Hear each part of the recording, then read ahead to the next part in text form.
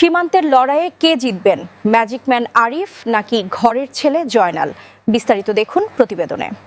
সীমান্তবর্তী গোয়াইনঘাট, জৈন্তাপুর ও কোম্পানীগঞ্জ নিয়ে গঠিত সিলেট ৪ আসনে এখন নির্বাচনী উত্তাপ তুঙ্গে।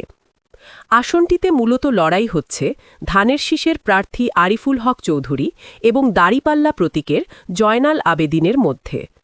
বিএনপির আরিফুল হক চৌধুরী, তিনি সিলেট সিটি কর্পোরেশনের সাবেক ২ বারের মেয়র ও উন্নয়নের বরপুত্র হিসেবে খ্যাত।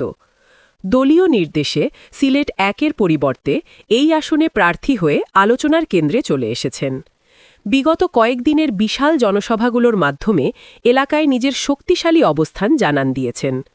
জয়নাল আবেদিন সিলেট জেলা জামায়াতের সেক্রেটারি জেনারেল ও জৈন্তাপুরের সাবেক উপজেলা চেয়ারম্যান। স্থানীয় প্রার্থী হিসেবে তার ব্যাপক জনপ্রিয়তা রয়েছে এবং ১ বছর আগে থেকেই তিনি মাঠে সক্রিয়। ১১ দলীয় জোটের সমর্থন নিয়ে পরিবর্তনের অঙ্গীকারে ভোটারদের দ্বারে দ্বারে ঘুরছেন। দীর্ঘদিন আওয়ামী লীগের দুর্গ হিসেবে পরিচিত এই আসনটি পুনরুদ্ধারে মরিয়া আরিফুল হক চৌধুরী। অন্যদিকে স্থানীয় জনপ্রিয়তাকে কাজে লাগিয়ে জয়ের ব্যাপারে আশাবাদী জয়নাল আবেদিন। ৫ লক্ষাধিক ভোটারের এই আসনে শেষ মুহূর্তের প্রচারণায় দুই পক্ষই কেউ কাউকে ছাড় দিচ্ছে না। জাতীয় পার্টির মোহাম্মদ মুজিবুর রহমান ডালিম এবং ইসলামী আন্দোলনের মাওলানা সাঈদ আহমদ সহ আরও কয়েকজন এই আসনে প্রতিদ্বন্দ্বিতা করছেন।